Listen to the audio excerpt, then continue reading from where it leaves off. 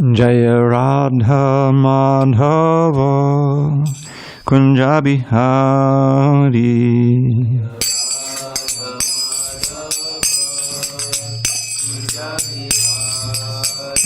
Jaya Radha Madhava Kunja Bihari.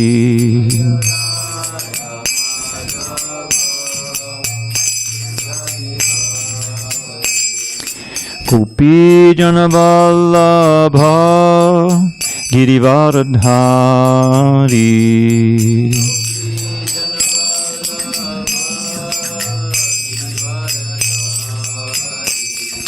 Gopi Jana Vallabha Girivardhari.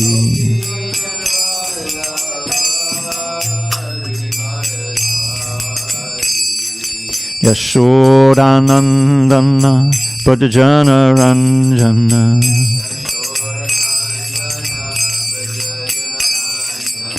Yashodanandana Bhajana Ranjana.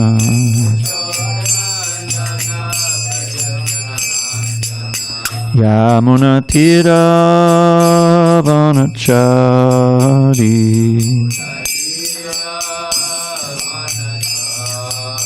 Jamuna Tira Vanachari.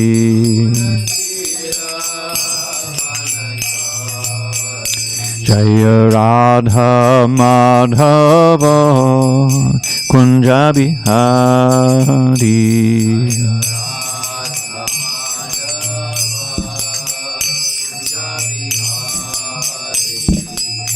Hare Krishna, Hare Krishna, Krishna Krishna, Hare Hare, Hare Rama, Hare Rama, Rama Rama, Hare Hare.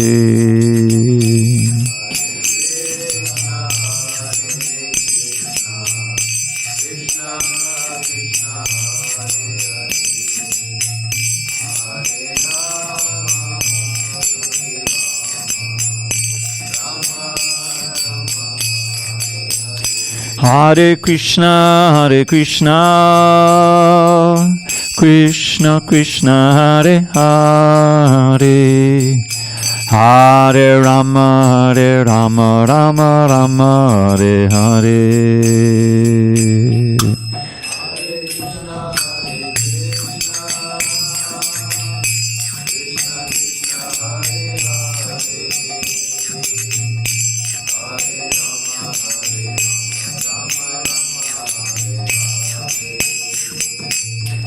Jaya Radha Madhava Kunja Bihari.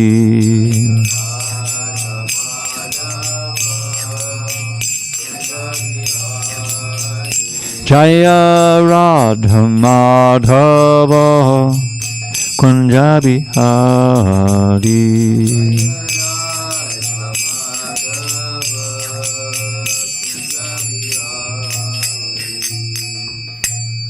Jai Mr. Paramahansa Purajikacharya Astotra to the Srimad Divine Grace Srila A.C. Bhaktivedanta Swami Prabhupada ki Jai. ISKCON BBT founder Acharya Srila Prabhupada ki Jai. Jai Om Vishnupad Paramahansa Purajikacharya Astotra to the Srimad Divine Grace Srila Bhakti Siddhanta Saraswati Thakur ki Jai. Ananta Koti Vaishnavinda ki Jai. Namacharya Srila Haridas Thakur ki Jai. Srimad Bhagavad Gita ki Jai. Samaveda Bhaktivinoda ki Jai. All glories to the assembled devotees. All glories to the assembled devotees. All glories to the assembled devotees. All glory to Shri Guru and Gauranga.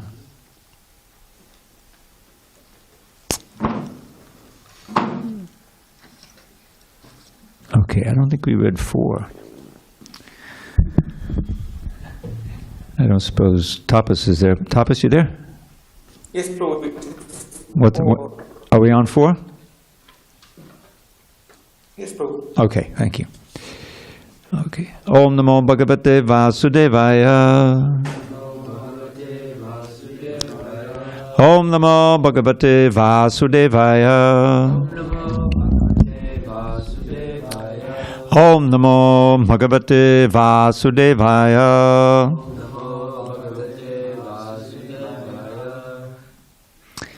On this 31st day of October 2022 in San Diego, we're reading from Srimad Bhagavad Gita as it is, translation and commentary by His Divine Grace, A.C. Bhaktivedanta Swami Prabhupada. And we are on page 348. The chapter is called Attaining the Supreme. It's chapter 8 and text 4 at the bottom there. Let's see. You have a different paging. Okay. It's okay. All right. Haribhutam Charo Bhavaha Purushas Chadidaivatam Adiyagyoham Evatra Dehe Dehabhatam Vara Haribhutam Charo Bhava Purushascharidaivatam Adiyagyoham evatra Dehe dehabhatam vara Adibhutam sharo bhava Purushascharidaivatam Adiyagyoham evatra Dehe dehabhatam vara Adibhutam sharo bhava Purushascharidaivatam Adiyagyoham evatra Dehe dehabhatam vara. Go ahead, Dharma. Haribhutam sharo bhava Purushascharidaivatam Adiyagyoham evatra Dehe dehabhatambara. Chris, you want to try? Okay. How about you, Paul? Adibhutam charo bhava Purushascharidaivatam Adiyagyoham evatra Dehe dehabhatam vara. Bhushan, you want to try? Adibhutam sharo bhava Purushascharidaivatam Adiyagyoham evatra Dehe dehabhatam vara. Daniel. Want to try? Yeah. Haribhutam charo bhava Purushascharidaivatam Adiyagyoham evatra Dehe dehabhatam vara. Okay. Haribhutam, the physical manifestation. Charaha, constantly changing. Bhavaha, nature. Purushaha, the universal form, including all the demigods, like the sun god and moon, like the sun and moon. Cha and Adidaivatam, called Adidaiva. Adiyagyaha, the super soul. Aham, I, Krishna. Eva, certainly. Atra, in this, Dehe, body, Dehabhatam, of the embodied Vara, O best.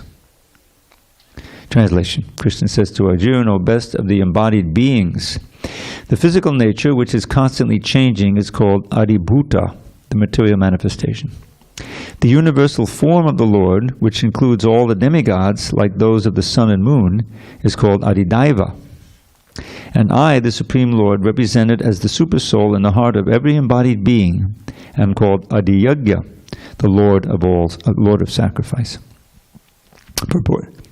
The physical nature is constantly changing. Material bodies generally pass through 6 stages. They are born, they grow, they remain for some time or duration, they produce some byproducts, they dwindle, and then they vanish. This physical nature is called adibhuta. It is created at a certain point and will be annihilated at a certain point. The conception of the universal form of the Supreme Lord, which includes all the demigods and their different planets, is called adibdaivata.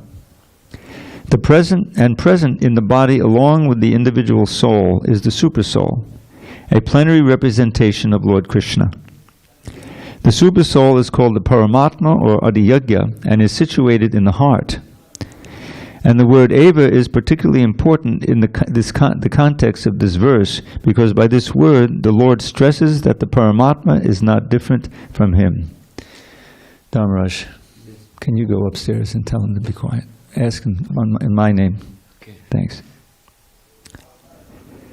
The Supersoul, the Supreme Personality of Godhead, seated beside the individual soul, is the witness of the individual soul's activities and is the source of the soul's various types of consciousness. The Supersoul gives the individual soul an opportunity to act freely and witnesses his activities. The functions of all these different manifestations of the Supreme Lord automatically become clarified for the pure Krishna-conscious devotee engaged in transcendental service to the Lord. The gigantic universal form of the Lord, called Adidaivata, is contemplated by the neophyte who cannot approach the Supreme Lord in his manifestation as the Supersoul. The neophyte is advised to contemplate the universal form, or Virat Purusha, whose legs are considered the lower planets, whose eyes are considered the sun and moon, and whose head is considered the upper planetary system. Om Jnana Timurandasya Jnanandana Salakaya Chakshu Unmanitam Mena Tasmai Shri Gurave Namaha. I was born in the darkest of ignorance, but my spiritual master Srila Prabhupada opened my eyes with the torchlight of knowledge. I offer my humble obeisance unto him and to all members of Shri Parampara, the disciplic succession. So, this is continuing Krishna's answer to Arjuna's questions. If we look back, we'll see that he asked questions at the beginning of this chapter. What is Brahman? What is the self, or Atman? What are fruit of activities? Karma. What is this material manifestation? Adibhutam. There you have Adibhutam. And what are the demigods? Adidaivatam. And in the next verse he asks, what is Adiyagya? Who is the Lord of sacrifice? How does he live in the body? And how can those engaged in devotional service know you at the time of death? Which will be answered in the next verse. So, we're living in a world that can be understood, in one sense, through these three elements of Adibhuta, Adidaiva, and Adiyagya. Adibhuta, as he said, the physical nature, which is constantly changing. So everything we see around us is Adibhuta. And we learned in the 7th chapter, it's composed of earth, water, fire, air, ether, mind, intelligence, and false ego. All these are the elements which make up this material world that we live in. But we ourselves are not material. We're purely spiritual. And the Adidaivata, those are the demigods. There's a very real world up there in which the demigods are enjoying, and at the same time they're controlling every aspect of this material world. And then you have the Adiyagya. Yagya is another name for Vishnu. We learned that in the 3rd chapter, that the Lord of sacrifice is Vishnu. And the word Jagya means sacrifice, and it's come also to mean Vishnu. That word means it. So he's the principle. He is the Adiyagya is defined as represent the super soul in the heart of every embodied being, and called the Adiyagya, or the Lord of sacrifice. So this is important to know, especially when we think about the different miseries. You remember the Adiyatmik, Adibhautik, and Adidaivika miseries. They're based on these words. So the Adibhautik means caused by other living beings who are made up of material elements. It can be human beings, it could be mosquitoes, it can be germs, anything. These are a constant threat, and sometimes they're unavoidable. Those kind of miseries. Adidaivata, that's the miseries caused by the daivas, by the forces of nature. The people call them. Sometimes you'll have insurance against various things, but if it's a force of nature, sorry, we won't pay for it. Or it'll be extra, especially in Florida. Flood insurance is completely out of reach. The latest hurricanes, they say, are going to jack up the insurance so high that only the super rich people can buy land and afford to live in parts of Florida, especially on the coast. So adidaivic miseries are always threatening, right? We're sitting here, it could be a big earthquake, tsunami. We're only a few feet from the ocean, so not to worry. Krishna is protecting. And of course, adiyagya. Now, the other kind of misery is adhyatmic. So, adhyatma, the Paramatma is the super soul. So he's not causing us misery. We're causing our own misery. But adhyatmic refers to those which are caused up by our own body and our own mind. We can't blame anyone else for it. Can't blame the daivas. It's our own mind. So this is one way in which those three words, those three concepts come into play. But he's answering all these questions, and Prabhupada makes the point about the contemplation of the Virat Purusha, the universal form. Now, we don't spend so much time with the universal form, but you'll find at the beginning of the second canto, after, when he gets into it, it is the first step in God realization. There's a chapter like that. And what it is that, okay, we can't, conceive of this supreme personality of Godhead with the body of Satchidananda Vigraha and all these things. But we can definitely conceive of this material world, and we should know that behind not a blade of grass moves without the will of the Lord, that He's there in the background. So He Himself, in the 11th chapter, we'll see a kind of universal form manifested here. Arjuna wanted to see it. But the way in which we can use it in our Krishna consciousness is you walk down to the ocean, you don't see the ocean alone, but you remember what Krishna says in the 10th chapter, that of all bodies of water, I am the vast sea and the vast ocean. The power, the depth, the awe-inspiring nature of something like the ocean, and the moon. Don't you see the moon and the sun? Oh, these are the eyes of the universal form, like that. So it's a way of beginning to see that God is everywhere. There's a verse in the Srimad Bhagavatam, the first canto. I forget just what chapter it's in, but Narada Muni is speaking to Vyasadeva, and he's saying, probably chapter 5, Idam hi Vishram Bhagavan Livetara. That's the only line I remember. It's the first line. Idam hi Vishram Bhagavan. That means that this universe, Vishva, is Bhagavan. But Ivetara, it seems to be different, isn't it? We can't see, Krishna's form here. But how is it Bhagavan? Because, as we learned in the last chapter, it's simply made of His energies. In one sense, one way you see this kind of reflected in the ordinary dealings, you'll have some owner of a big factory or a big business, and he's got his servants, his people who are delegates, or they're co-managers of the thing, but he's the owner. So they're doing His will. They're producing this over there. They're buying something over there. They're building a new factory, whatever it is. So in one sense, when you go into any of these manifestations of that business, you can see the influence of that owner. It's only happening because he's investing in it, and his will is behind it, and his intelligence behind it, like that. So the person is there, Ford Motor Company. You go there and you say, well, he must have been pretty powerful. He built all, he started this business, and there are millions and billions of dollars. So in one sense, you see the main personality behind the structure in the structure itself. Maybe a better example would be a big architectural building. Like I remember the Guggenheim Museum. I think it's in L.A. up there, and it's a unique building. It's a museum of fine art. And it's circular, and it has all the thing. Oh, you think of that person, Frank Lloyd Wright. He was a famous architect. He built a bunch of houses and the special qualities in the Chicago area.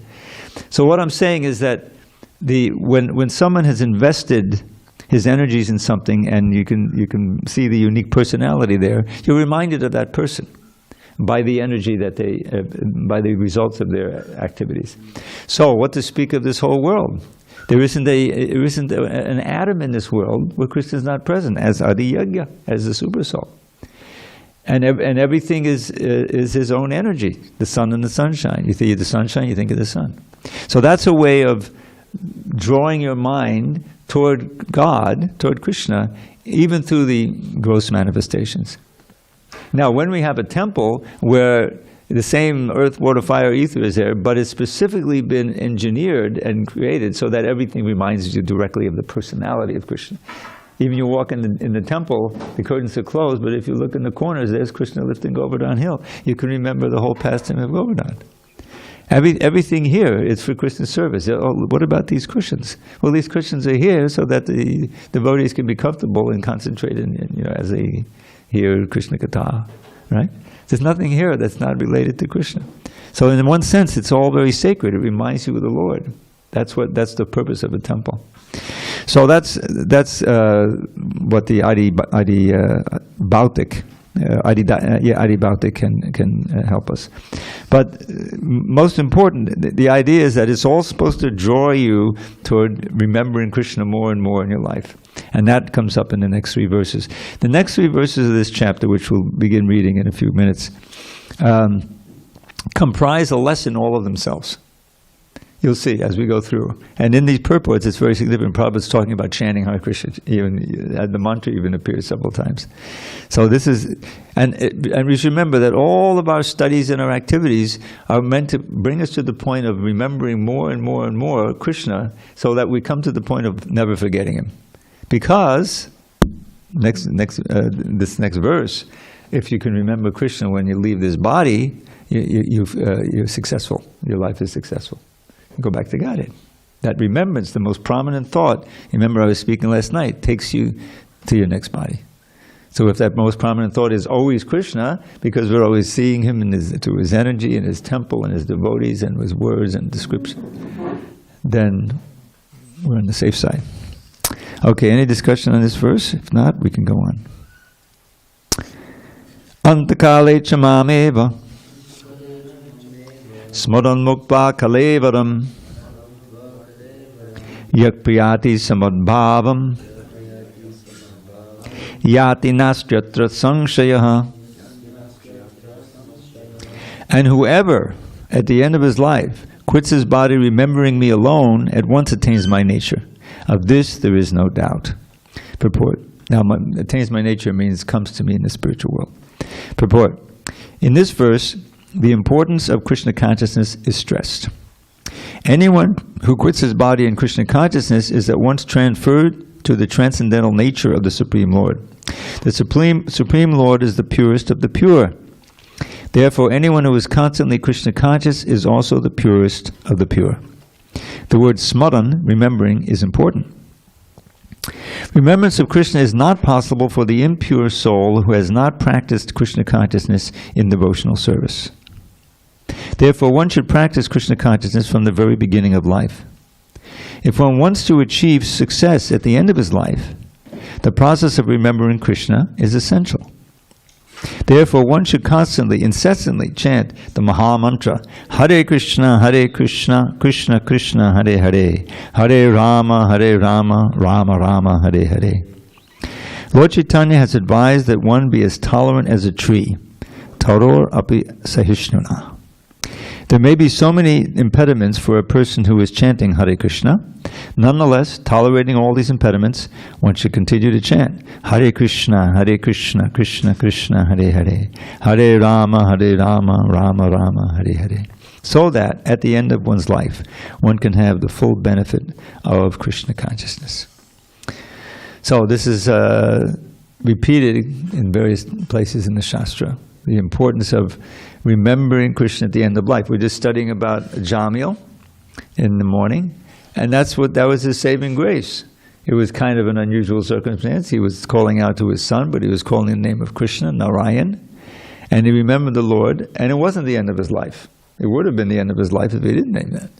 He was saved from being ripped out of his body by the Yamadutas, and then having seen the Vishnu Dutas and been blessed in that way, he got a second chance. That's the title of the book, of the name that we put together from the very verses we're reading now and the lectures Prabhupada gave on them. We took some highlights from those and we made a book out of it. So that second chance, which he used, he then renounced everything, went to the Himalayas, practiced further, became perfectly pure, and then the same Vishnu Dutas came back and took him to Krishnaloka. So, as it is said, and I quoted this verse this morning, I believe, Smartavyak satatam Vishnu, Vishmartavyo najatuchit, Sava vidi nishedaksyur etayor eva kinkara. To always remember Krishna or Vishnu, Krishna is the original Vishnu, and never forget him. All of the do's and don'ts of the Shastra, and we'll find so many, when I used to study Western philosophy, and when I was in high school and college, and there was this idea that the book philosophy is written, it has to have some normative content, normative to prescribe or to recommend to act in one way or another. And oftentimes they didn't. They're just speculating here and there, and you don't even know what they're trying to get you to do in your life. But if you read our books, everything Prabhupada says, it doesn't take long before he comes to some normative principle. Do this, don't do that, for your own good. And always it's the underlying principle is exactly this: to increase your remembrance of Krishna and to make it less and less likely that you forget Krishna. And so you think about it. Of course, chanting Hare Krishna is obvious. You're remembering Krishna. It's pure remembrance of Krishna. And we hear these stories of someone, they heard the song, they heard a nice kirtan, and they couldn't get it out of their head. It kept coming back to them during the day. And they got curious and got a book, or they read the book that they got, whatever it may be. So all of that, the books, the deities, the mantra, the prasadam, the association, everything is saturated with remembrance of Krishna. But we just had 3 days of festivals, which is very unusual. 3 days in a row puts quite a strain on the kitchen crew. But anyway, it was wonderful. And what were we doing? Well, remembering, Krishna's pure devotee on Friday, very glorious, and appreciating Prabhupada's gifts, and so that's always very sweet. And then Govardhan Puja, that's also such a wonderful festival. A lot of kirtan, a lot of devotees, a lot of the deities, and the prasadam and everything. And then yesterday, the Sunday feast. The weekly festival. So all of that, these are all Prabhupada's creations, And his devotees also suggested, how did the Sunday feast start? Right back in 26th Avenue, I think it was Kirtananda who suggested that, Prabhupada, in America, a lot of people have, in those days especially, Sunday afternoon dinner. They get together after church and go, have a dinner at home, So I said, okay, we'll do that in our little temple. And then that's how the Sunday feast started. So it's very wonderful. So all of that is to help us to remember more and more. But obviously, because we're conditioned, the tendency is to forget. If you're not following carefully and you don't understand exactly how to do it, then you'll tend to get overwhelmed by your conditioning. Sleeping in and doing this. Well, I did my Hare Krishna for this week, and let me do something else. But the point is that, hey, antakali tamam eva. There's this one verse in this Kevalashtaka, 8 verses about the holy name, which were written by this wonderful devotee named Nilakanta Goswami, who was an associate of Bhaktivinoda Thakur in the 19th century. And Bhaktivinoda, it turns out that these 8 verses, which I put into a little poem, I'll give you a couple of samples, but there's one of them especially relates to this point, were originally 100 verses he wrote about the holy name. And Bhaktivinoda appreciated it very much. Someone, it may have been Bhaktivinoda Thakur, picked out these 8 that became the Ashtaka, as known as the Ashtaka. And for years, we knew about it. Prabhupada's dear godbrother, Kinchana Krishnadas Babaji, used to sing some of these verses in the middle of kirtan. And if you ever heard, he would do kirtan, and he would stop and do some shlokas, and these were some of the verses. So one of the verses goes like this. And all of the 100 verses in these 8, they end with this line from the famous verse, Hare Namaiva Kevalam, Hare Nama, Hare Nama, Hare Nama eva kevalam kalo nasteva, nasteva, nasteva gataranyata. It's one of the first verses the devotees learn because it's mostly the same words. So, if you want to achieve the supreme goal in life, in this age when dissension and chaos abound, there is no other way, there is no other way, there is no other way that can ever be found but to chant Krishna's name, but to chant Krishna's name, but to chant Krishna's name with a stout-hearted vow, and to pray, O Lord Krishna, O friend of the poor, let my head ever unto your lotus feet bow. I needed an extra line, so I added some. I hope you're not offended. So, one of the verses goes like this: Nikshvase nahi vishvaso kadarudho bhavishyati kirtani mata balyad hare nama eva kevalam. Remember that and this is very pertinent, especially with this pandemic we just had.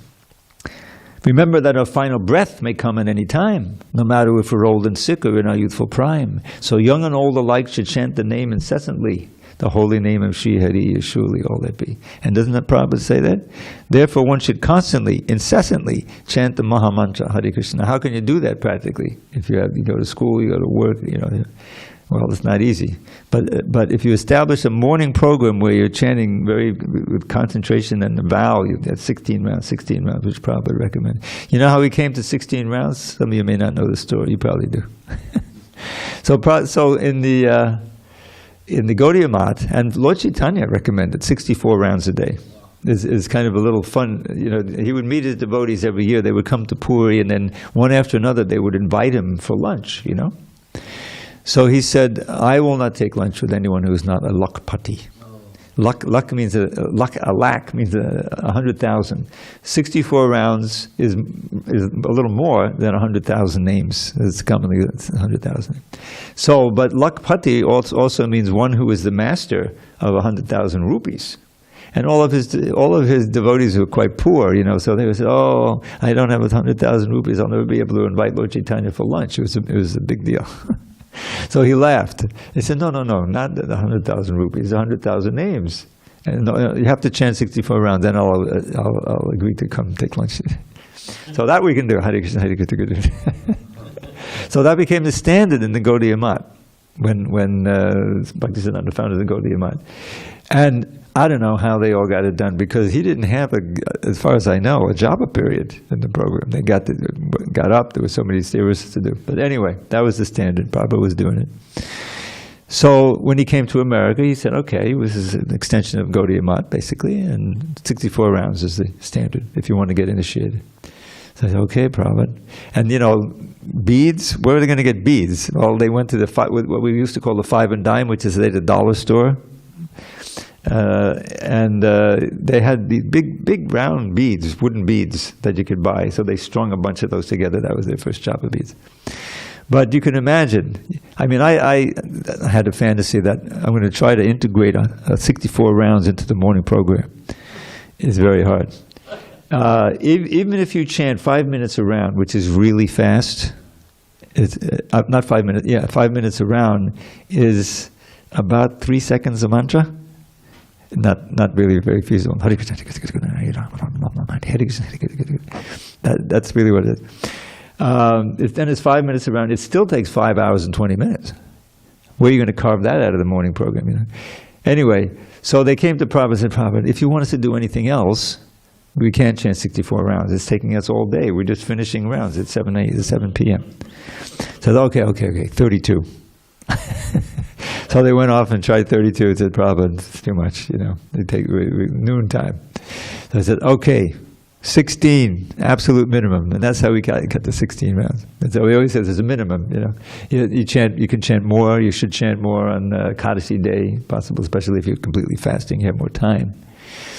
But the whole idea is that somehow, like you go on a retreat or you go to India, and you get, the whole point is more and more bhajan, kirtan, and chant extra rounds. And try to increase so that it comes to the point where the mantra is always going, even if it's going in your brain and you're doing something else, you're still chanting Hare Krishna. Constantly chanting. That's what he says, incessantly, constantly. So, because after all, we do not know when our final breath may come. Who knows when the asteroid's coming? It could happen suddenly, or these crazy roads. You can have an accident any time. So that's the whole point of the verse we just read. Antakale. Antakale means the end time. It means death. Smodan muktva kalevidam. Muktva kalevidam literally means giving up the body. Remember, nobody dies. Every single body dies. Nobody dies. Wake up, and open your eyes. You're not that body, you're a pure spirit soul. Chant the holy name and attain life's goal. That's the summary of this purport. So that's why I always love this verse. It compresses the whole philosophy, in very wonderfully. And in the next verse, the general principle is given.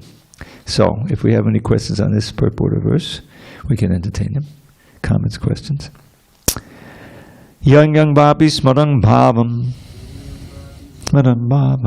jajat jante kalebadam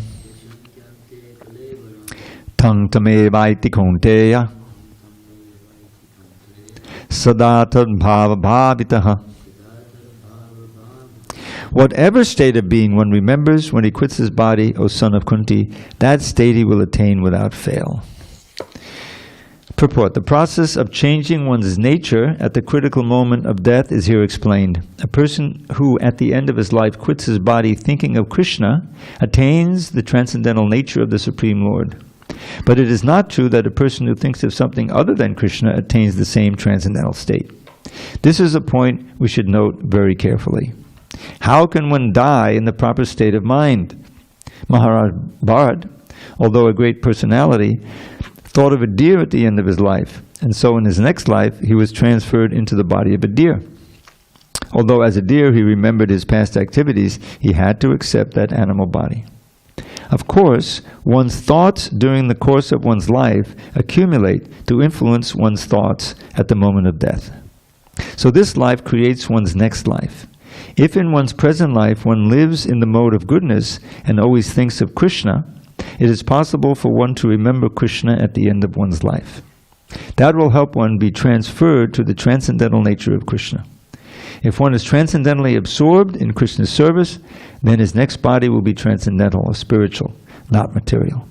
Therefore, the chanting of Hare Krishna, Krishna Krishna, Hare Hare, Hare Rama, Rama Rama, Hare Hare, is the best process for successfully changing one's state of being at the end of one's life.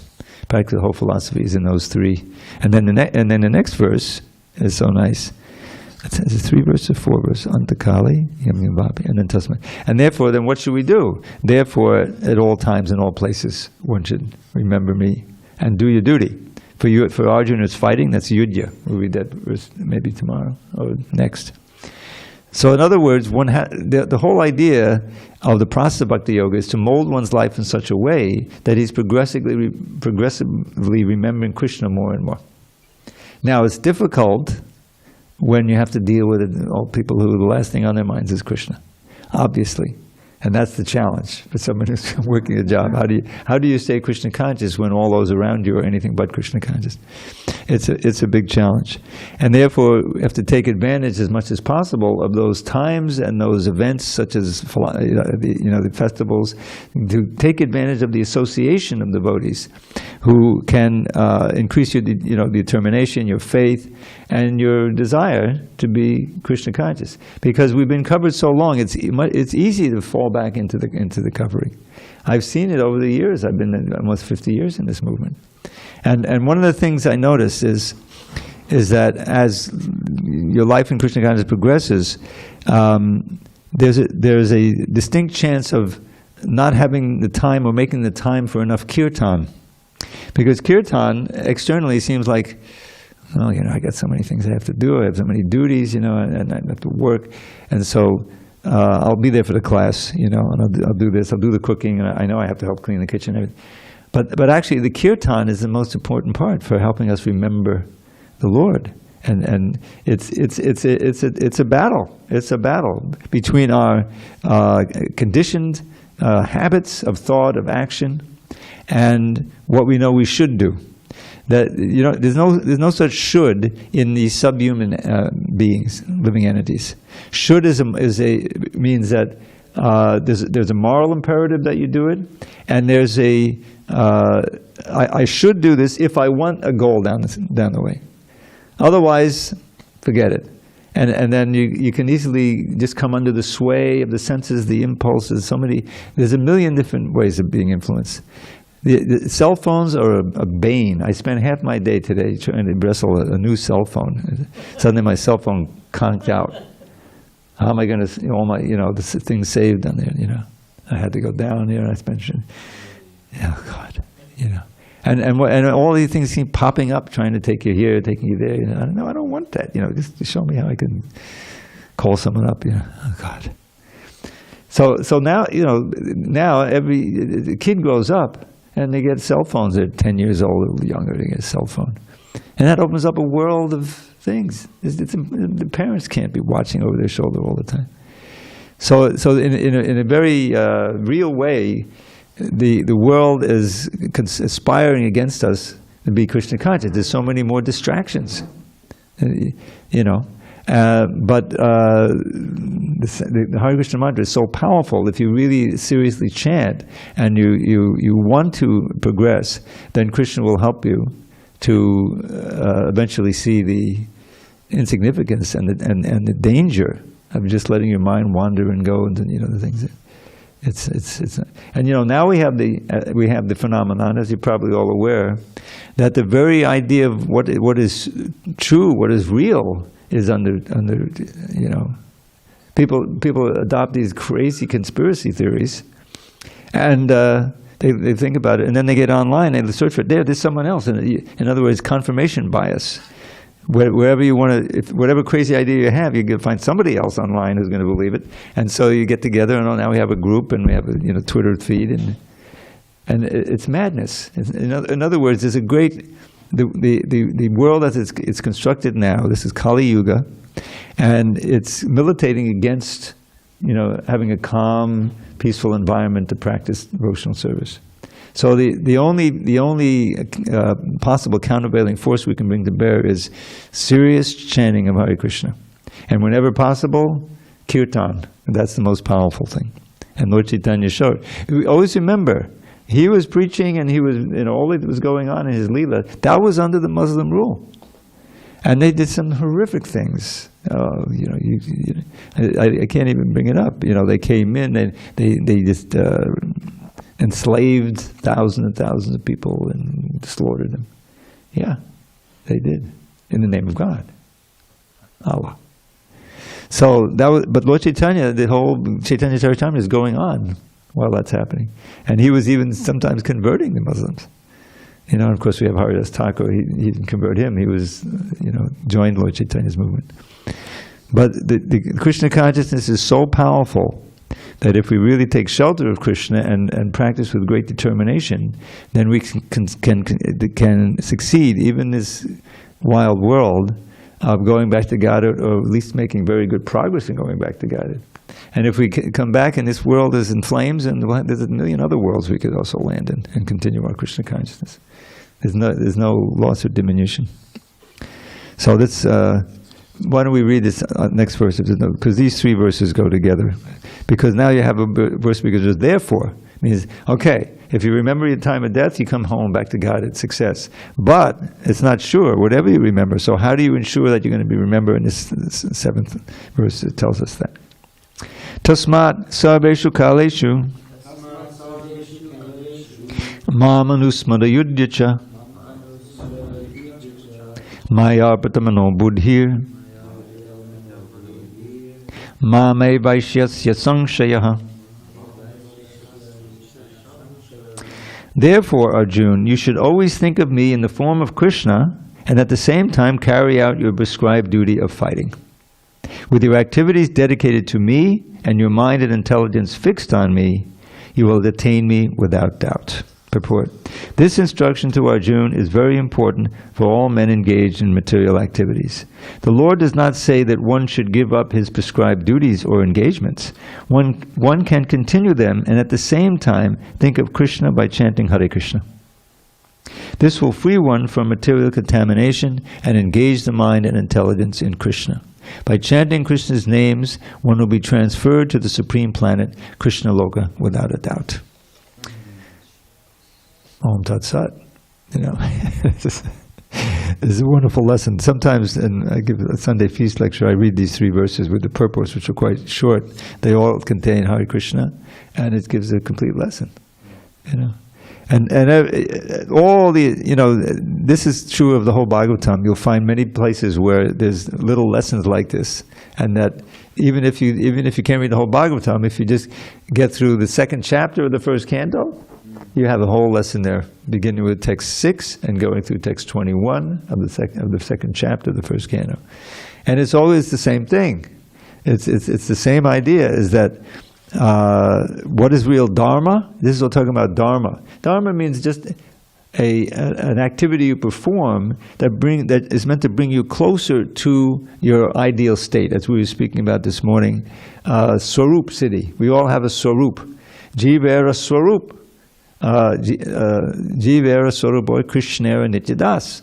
And our swarup, our actual nature, is to be eternal servants of Krishna, which is the most blissful state of being there can be. It's not that, oh, yeah, it's slave mentality, forget it, no. I'm the enjoyer, I'm the controller. That's demonic. In the 16th chapter, Krishna is very fascinating. He imitates the demons. He speaks like a demon. Ishwaroham, aham bhogi, siddhoham, balavan sukhi. That's one of the first verses I remembered. It means, I am the Lord. I am the enjoyer. Ishwaroham, aham bhogi. I am perfect, powerful, and happy. You think of Hiranyakashipu or Kamsa, when they're surrounded by their acolytes. Yes, But there's millions of people like that. These leaders and so forth. They're trying to imitate Krishna by being the supreme controller, and they're getting cut down. They're getting cut down just by time, by the material nature, by their own bodies, and giving out. So, but to be situated in service to the Lord, knowing that we're part and parcel of Krishna. So when He's enjoying, we're giving Him some kind of enjoyment, He's letting us serve, then that's our greatest happiness. And it doesn't have to end because it's on the spiritual platform. Even at the time of death, you remember in Krishna, you're chanting His holy name, and you're not overwhelmed with fear. We had, I've been present for quite a few devotees leaving their bodies. But the one that impressed me most are the 2 latest ones, which I wasn't even there, but I heard about. And that is Shamali and Rajendanandana. Now Shamali was a girl who grew up. She's the daughter of Yamunapati and Parashakti. They were married early on, and that was one child. And when I first moved there, she was about 5 years old, and we lived right across from them, right down the street here. And then after some time, she grew up and she learned to play the flute, which was really far out because I also played the flute. Anyway, so she was always, one of the many girls in this community, growing up and being very Krishna conscious and wonderful. And then she went to college, and she went to UK, and she went on the Polish tour. The Polish tour is famous. Indradyumna Maharaj, starting in the late 90s, he got an inheritance, I think over $1 million, and he decided to organize a tour in Europe. And it's called the Polish tour because part of it goes in Poland along the beach. I've never been on it, but it's wonderful. Eventually he's had hundreds of devotees going, doing a lot of Harinam, and they have a Hare Krishna Woodstock where they literally have thousands of young people coming, and there's all kinds of kirtan. They do plays and they do dancing and all that. And they've been doing that all these years, almost 25 years now. And so she was in the UK, and she joined that for one summer, which is great. She had grown up and she was a devotee, but she wasn't, full time. But then after that, she became very serious. She took initiation from him, and she married one of the alumni from this temple. His name was Bhishmadev. He was the president here at one time. He was a brahmachari at that time, and he was the president for maybe a year. So. She saved him because he was betrothed to marry some yogini. He would go and do programs. Did you know the whole thing? And there was going to be a marriage, but she wasn't a devotee, But he was convinced not to do it. No, you should marry her. So it was a very auspicious marriage. It was wonderful. I used to visit them. I have a picture I can show you. I don't have it here.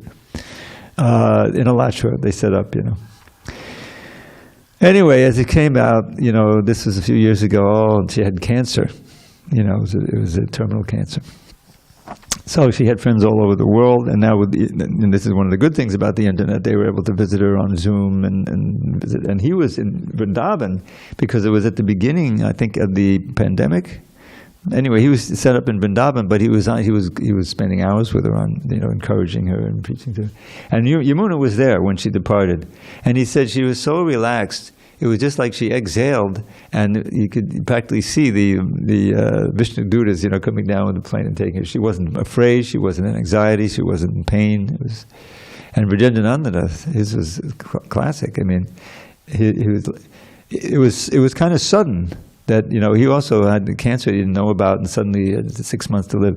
He said, "I'll forget 6 months," and he just practically stopped at eating and drinking.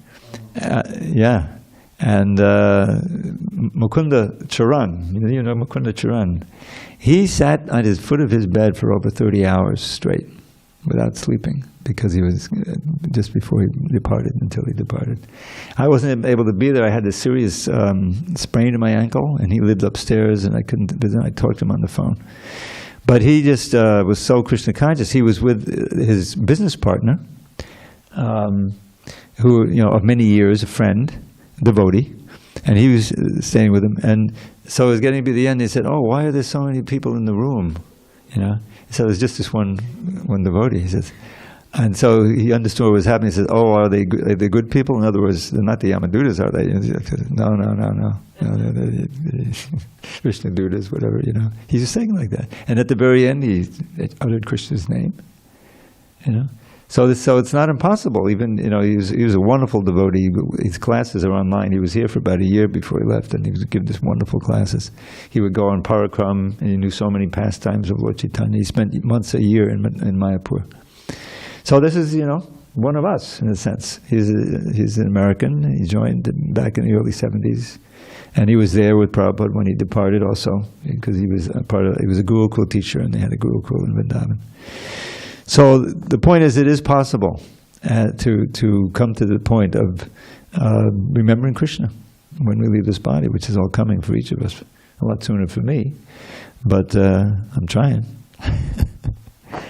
So I'll give you, if there's no more discussion on these points, we can have questions tomorrow. This is a wonderful part of the Bhagavad Gita. But the prayer of Queen Kunti, one of my favorites. Tvai me ananya vishaya mati madhupate sakrit ratamun bhatar dha gange baugumadanvati. O Madhava, please ever fill my mind with thoughts of thee, not any other kind. As Ganges torrent flows into the sea, let all my love flow constantly to thee. Everyone can have that prayer and offer it. All glories to Srila Prabhupada. Hari Bol.